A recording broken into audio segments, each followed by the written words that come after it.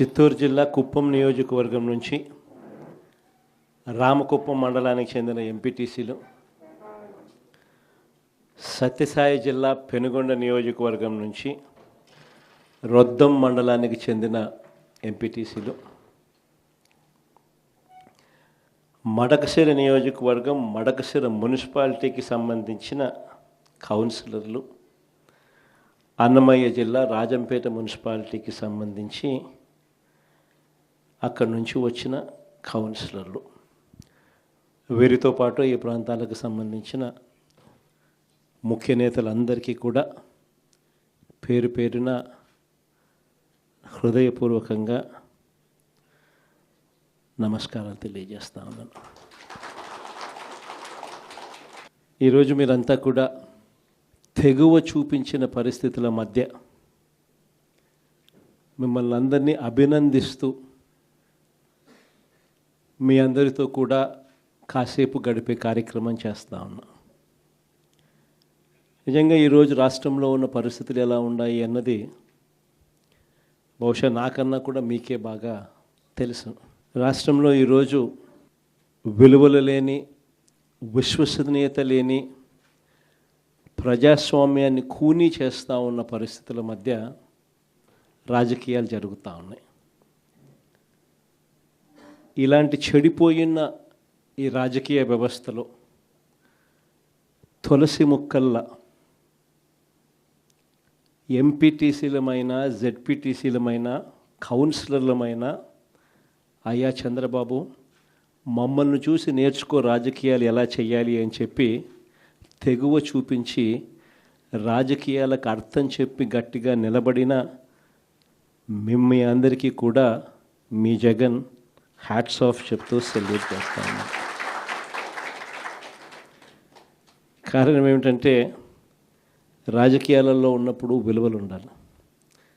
రాజకీయాల్లో ఉన్నప్పుడు విశ్వసనీయత అన్న పదానికి అర్థం తెలిసి ఉండాలి.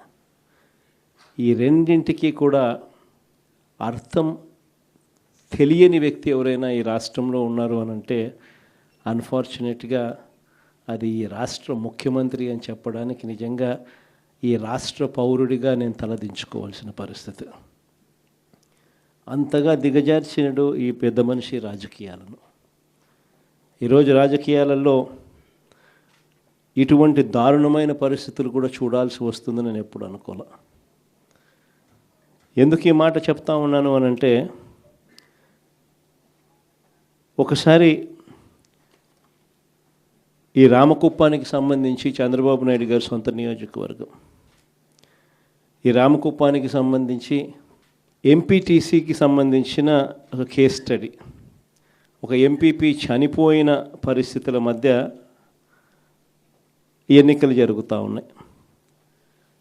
16కు సంబంధించిన ఎంపీటీసీలు వైఎస్ఆర్సీపీకి సంబంధించిన వాళ్ళే గెలిచారు. మరి ఇలాంటి చోట ఎందుకు చంద్రబాబు అనే వ్యక్తి పోటీ పెడతా ఉన్నాడు? గెలవడం అన్నదానికి మీనింగ్ ఎక్కడుంది? గెలవలేము అన్న సంగతి తెలుసు. గెలిచిన వాళ్ళందరూ కూడా, ఇక్కడ నుంచి గెలిచిన వాళ్ళందరూ కూడా వైఎస్ఆర్సీపీ టికెట్ మీద, ఆ బీఫామ్ మీద గెలిచిన వాళ్ళు. మళ్ళీ ఇలాంటి చోట 6 మందిని ఇక్కడి నుంచి లాక్కునే కార్యక్రమం చంద్రబాబు నాయుడు గారు దగ్గరుండి చేశారు. తర్వాత వైఎస్ఆర్సీపీ ఎంపీటీసీలు ప్రయాణం చేస్తూ ఉన్న, మిగిలిన ఎంపీటీసీలు ప్రయాణం చేస్తూ ఉన్న వాహనాన్ని దగ్గరుండి పోలీసుల చేత అడ్డుకున్నారు. హైకోర్టు ఆదేశాలతో భద్రత కల్పించాల్సిన పోలీసులు సాక్షాత్తుగా దగ్గరుండి చంద్రబాబు నాయుడు గారికి వాచ్మెన్లుగా తయారయ్యారు. చివరికి కోరం లేకపోయినా కూడా 6 మంది సభ్యులు మాత్రమే చంద్రబాబు నాయుడు గారి ప్రలోభాలకు లొంగి అటువైపున వెళ్ళిన పరిస్థితుల మధ్య కూడా ఏకంగా డిక్లేర్ చేసుకున్నారు అధికారుల చేత. ఇలాంటి రాజకీయ వ్యవస్థతో మనం పోటీ చేస్తూ ఉన్నాం. సత్యసాయి జిల్లా పెనుగొండ నియోజకవర్గం రొద్దం మండలం, ఇక్కడ కూడా పరిస్థితి చూస్తే ఎలా ఉంది అంటే, ఏకంగా 15 ఎంపీటీసీలకు 15 ఎంపీటీసీలు వైఎస్ఆర్సీపీనే గెలిచింది. మళ్ళీ ఇక్కడ పోటీ పెట్టే పరిస్థితి మామూలుగా ఎవరు చేయకూడదు. ఇక్కడ కూడా ఎంపీపీ చనిపోయిన పరిస్థితుల మధ్య ఇక్కడ ఎంపీపీని ఎన్నుకునే ఉప ఎన్నిక జరుగుతూ ఉంది. ఇక్కడ కూడా తారుమారు చేయడానికి చాలా కష్టపడ్డాడు. దగ్గరుండి చంద్రబాబు నాయుడు గారే తన కుప్పంలో ఇలాంటి దిక్కుమాలిన రాజకీయాలు తానే చేస్తూ రాష్ట్రంలో ఉన్న అన్ని ప్రాంతాలకు కూడా ఇదే మాదిరిగా మీరు కూడా రాజకీయాలు చేయండి అని చెప్పి తానే దిక్సూచిగా నిలుస్తూ తానే ఇలాంటి చెడిపోయిన రాజకీయాలను ప్రేరేపిస్తూ ఉన్నాడు. సత్యసాయి జిల్లా మడకశిర మున్సిపాలిటీ 20 మంది ఇక్కడ నుంచి కౌన్సిలర్లు, వైఎస్ఆర్సీపీకి సంబంధించి 15 మంది గెలిచారు. చంద్రబాబు నాయుడు గారికి సంబంధించి 5 మంది మాత్రమే గెలిచారు.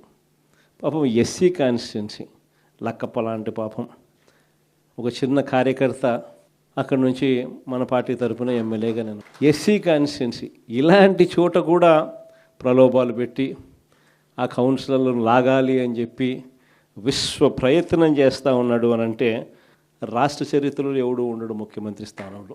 అయినా కూడా ఆ 15 మందిలో కూడా చాలామంది గట్టిగా నిలబడిన పరిస్థితులు, కొంతమందిని మాత్రం ప్రలోభాలకు అటువైపున వెళ్ళిన పరిస్థితుల మధ్య చూస్తూ ఉన్నాం. అన్నమయ్య జిల్లా రాజంపేట ఈ మున్సిపాలిటీ అయితే 29 మంది కౌన్సిలర్లకు గాను 24 కౌన్సిలర్లు వైఎస్ఆర్సీపీ టికెట్ మీద గెలిచిన వాళ్ళు. మరి 29లో 24 మంది వైఎస్ఆర్సీపీ టికెట్ మీద గెలిచిన పరిస్థితులు ఉన్నప్పుడు తెలుగుదేశం పార్టీకి సంబంధించి కేవలం 4 మాత్రమే గెలిచిన పరిస్థితులు రాజంపేటలో ఉన్నప్పుడు ఒకడు ఇండిపెండెంట్గా గెలిచారు. మరి సంఖ్యాబలం లేనప్పుడు ఇక్కడ చంద్రబాబు నాయుడు గారు ఎందుకు ఇలాంటి హేయమైన రాజకీయాలను ప్రేరేపిస్తున్నాడో ఎవరికీ తెలియదు. కానీ ఇక్కడ కూడా ఎంత కష్టపడినా కూడా ఒకడంటే ఒకడు కూడా పోని పరిస్థితిలో కూడా ఇక్కడ కూడా మన వాళ్ళు చాలా గట్టిగా కూడా నిలబడతా ఉన్నారు అని అంటే నిజంగా గొప్ప సంగతి. ఇక్కడ అందరికీ కూడా అభినందించాల్సిన అవసరం ఉంది. ఎందుకు ఈ విషయాలన్నీ చెప్తా ఉన్నానంటే నాయకుడు అనేవాడు ఎలా ఉండాలి అనేదానికి నిదర్శనం. మన ఎంపీటీసీలు ఎవరైతే ఇవాళ తెగో చూపుతూ ఉన్నారో విలువలకు విశ్వసనీయతకు గట్టిగా నిలబడి మేము ఎంపీటీసీలమైనా జెడ్పీటీసీలమైనా కౌన్సిలర్లమైనా అయ్యా చంద్రబాబు నీకన్నా పోలిస్తే మేము చాలా చిన్న పదవుల్లో ఉన్నవాళ్ళము, అయినా కూడా మాకు విలువలు ఉన్నాయి, విశ్వసనీయత ఉంది, రాజకీయాలకు అర్థం మేము చెప్తా ఉన్నాం, నిన్ను చూస్తే రాజకీయాలే సిగ్గుతో తలంచుకోవాల్సిన పరిస్థితిలో ఉన్నాయి, నువ్వు ముఖ్యమంత్రి స్థానంలో కూర్చున్నావు, తల దించుకో అయ్యా చంద్రబాబు అని చెప్పి ఇక్కడి నుంచి మన వాళ్ళు సంకేతం ఇస్తూ ఉన్నారు చంద్రబాబు నాయుడు గారు. ఎన్ని కష్టాలున్నా కూడా చిక్కటి చిరునవ్వుతోనే ఉన్నాం. చిక్కటి చిరునవ్వుతోనే ప్రజలకు చెప్పిన ప్రకారం మేనిఫెస్టోలో ఏదైతే మాట చెప్పామో ఆ చెప్పిన ప్రతి మాట కోవిడ్ లాంటి కష్టాలున్నా కూడా మీ జగన్ ఏ రోజు కూడా బటన్ నొక్కడంలో ఏ రోజు కూడా వెనకడుగు వేయలేదు. నేను ఒకటి చెప్తా ఉన్నా. ఈరోజు కార్యకర్తలు పడుతూ ఉన్న బాధలు నా కళ్ళతో నేను చూస్తూ ఉన్నా.